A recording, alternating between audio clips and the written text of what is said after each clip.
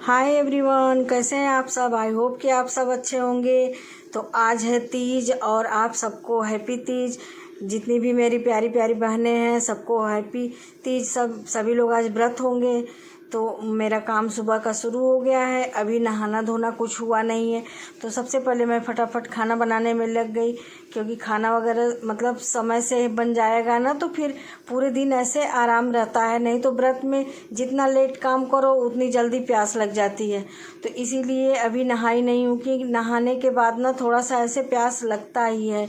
तो मन करता है ना कि चाय पानी पी लूँ नहाने के बाद, लेकिन क्या है कि चाय पानी कुछ पीना नहीं है। इसलिए पहले खाना बनाऊंगी, बाकी सफाई तो झाड़ू पोछा जो भी है सजल के पापा कर रहे हैं, तो वे सब मुझे करना नहीं है। बस उसके बाद मैं खाना पानी बनाई। फिर करीब समय हो रहा है 11 बजे का, और अब मैं नहा धोकर एकदम आराम से तैयार हो रही हूँ, क्योंकि सभी लोग ऑफिस जा चुके हैं। सजल स्कूल गया है, तो बस मैं अकेली हूँ घर में। तो एकदम इत्मीनान के साथ मैं शुरू कर दी हूँ अपना तैयार होने का कार्यक्रम।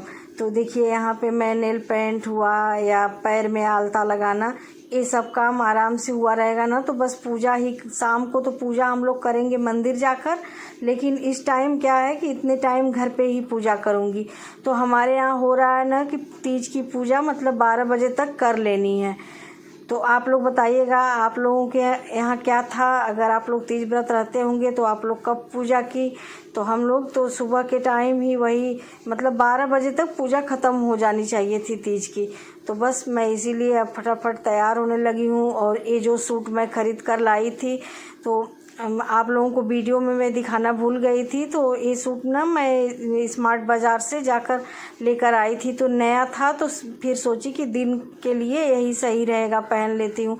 फिर क्या एक बार साड़ी पहनो निकालो, तो इकट्ठा मैं शाम को ही साड़ी पहन के तैयार होंगी। तो इसीलिए इस सूट को मैंने डाल लिया है। और फिर तैयार होने के लिए आलता महावर जो भी होता है ये मैं शुरू कर दी हूँ। अब मैं आ गई हूँ भगवान जी के कमरे में पूजा की तैयारी करने।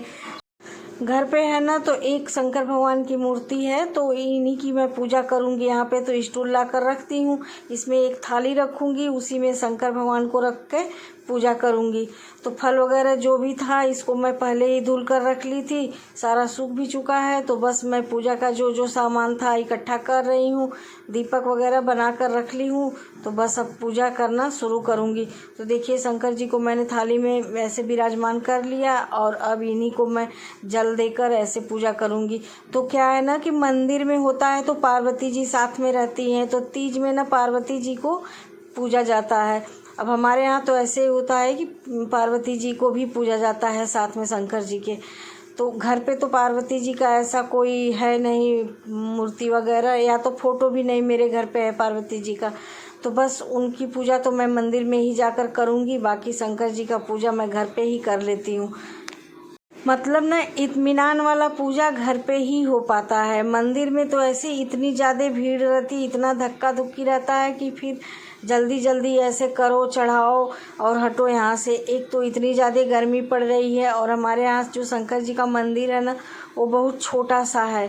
तो एक साथ उसमें फिर भी 8 से 10 लोग ऐसे चले जाते हैं ना, तो पूजा भी अच्छे से हो नहीं पाता है।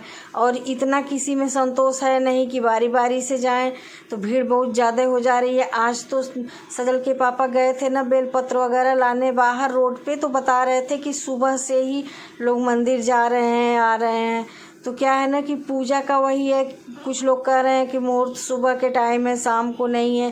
तो हो सकता है आज शाम को भीड़ कुछ कम ही हो, नहीं तो उस तरह तो जैसे मेला झूठ हो जाता है, इतनी ज़्यादा भीड़ हो जाती है कि अच्छे से पूजा भी नहीं किया जाता है। तो बस इसीलिए मैं मतलब हर साल का यही है कि घर पे ही एक बार पूजा करके ही। वैसे भी क्या होता है ना, कहीं भी बाहर पूजा करने जाओ तो घर पे पूजा अपनी मतलब जो डेली हम भगवान जी की करते हैं उनकी पूजा किए बिना बाहर की पूजा नहीं सफल होती है। तो हमारे यहाँ यही होता है कि मतलब घर पे पहले पूजा कर लो फिर उसके बाद जाओ। तो यहाँ पे तीज व्रत की किताब थी, इसकी कथा मैंने पढ़ी, उसके बाद आरती वगैरह करके फिर मैं पूजा यहीं पे ख़त्म करूँगी और फिर शाम के लिए तैयारी करती हूँ। तो खाना पानी तो सारा काम हो ही गया है, बस मुझे अब थोड़ा आराम करना है। तो आराम का मतलब अभी थोड़े बहुत काम है उसको करूँगी, उसके बाद फिर आराम करती हूँ। फिर 3 बजे 3:30 बजे के बाद फिर हम लोग तैयार होना शुरू करेंगे। पूजा पाठ करने के बाद फिर कुछ कपड़े मशीन में लगाई थी, उसको मैं आ गई थी फैलाने छत पे, क्योंकि शाम के टाइम तक सूख भी जाएंगे। और धूप तो इतनी ज़्यादा हुई है कि ऐसे कल तो बारिश बहुत अच्छी हुई, मतलब अच्छी का मतलब बहुत ही अच्छी बारिश हुई। 2:30 बजे से करीब शुरू हुई बारिश और रात को 8 बजे तक ही जाके ख़त्म हुई। फिर भी मौसम एकदम बिल्कुल भी ठंडा नहीं हुआ है, इतनी ज़्यादा गर्मी पड़ रही है। तो अब मैं मिल रही हूँ आप लोगों से शाम के टाइम 4 बजे। तो अभी सजल के लिए चाय देना है, तो सजल को चाय बनाकर दे लेती हूँ ना, उसके बाद फिर तैयार होने जाऊँगी। नहीं तो वो बीच बीच में ऐसे चाय के लिए बोलता ही रहेगा। तो उसका क्या है कि टाइम हुआ तो उसको चाय चाहिए ही चाहिए होता है। मतलब मना करती हूँ कि बच्चे चाय नहीं पीते हैं, लेकिन फिर भी वो मतलब उसको चाय चाहिए होता है सुबह शाम 2 बार। वैसे तो मैं बना कर दूँ तो कई बार पी लेगा, बोलता भी है। दोपहर के टाइम भी अब अगर खाली रहता है तो मम्मी चाय बना दो, लेकिन मैं फिर क्या है कि बच्चों को बहुत ज़्यादा चाय देना अच्छा नहीं होता है, इसलिए थोड़ा बहुत इग्नोर भी कर देती हूँ। 2 टाइम तो उसको चाहिए होता है। तो उसको चाय पानी दी, उसके बाद फिर मैं लग गई तैयार होने के लिए। तो देखिए यहाँ पे मैं तैयार हो रही हूँ और अब सब लोग निकलने ही वाले हैं। करीब आधा घंटा के करीब सब लोग निकल जाएंगे। सब लोगों का मतलब वही मेरे मोहल्ले की जो भाभी लोग हैं। तो हम लोग ना कोई भी पूजा हो, कोई भी व्रत वगैरह हो, तो जहाँ सबको इकट्ठा करना होता है तो हम लोग क्या है कि घर से ही एक साथ ही निकलते हैं। ऐसा कुछ नहीं है कि नहीं बारी बारी से सब लोग जाएं।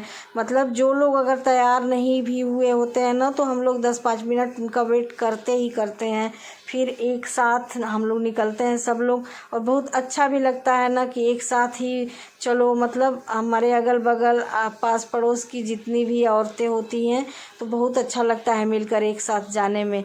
और आज के दिन ना सिंदूरा जो होता है उसी में से सिंदूर पहना जाता है।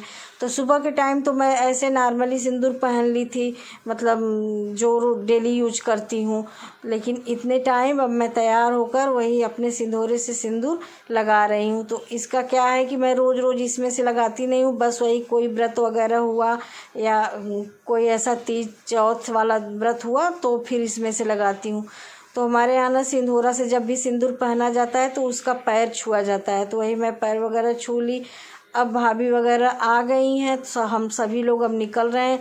इधर मैं सजल से बोल रही थी कि मैं जा रही हूँ, उसको भी आना है मंदिर, तो बोला है कि आप लोग चलिए, मैं थोड़ी देर बाद आता हूँ। तो देखिए हम सभी लोग मिलकर इकट्ठा चल दिए हैं। अभी 2 भाभी लोग हैं, वे लोग ऑटो से आएंगी, उनको कुछ प्रॉब्लम है थोड़ी बहुत, तो बोली कि आप लोग चलिए हम लोग आते हैं। तो बस हम लोग सारे लोग इकट्ठा होकर अब चल दिए हैं मंदिर की तरफ।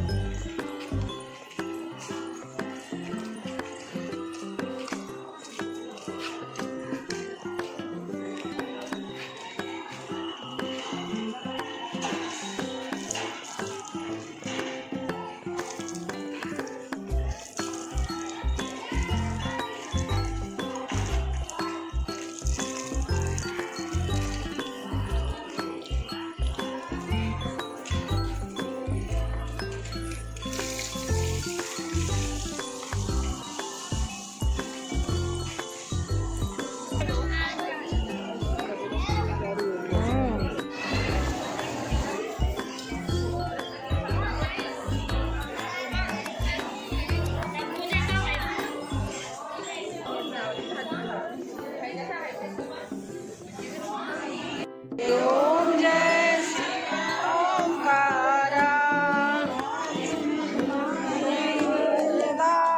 इधर क्या था कि मंदिर से आने के बाद करीब 7 बजे 7:15 बजे का समय भी हो गया था, तो मैं फटाफट लग गई थी मूंगफली भूनने के लिए। मूंगफली भूनकर फिर कपड़ा वगैरह चेंज करती हूँ।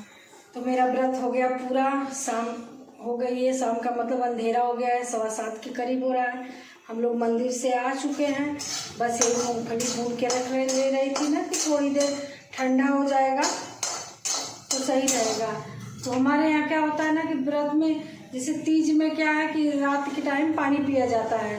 तो बस अब टाइम हो भी गया है, थोड़ी देर बाद मैं भी चाय बनाऊंगी, पानी पीऊँगी और केला सेब मतलब जो भी खाना चाहे फल में खा सकते हैं, ऐसा कुछ नहीं है।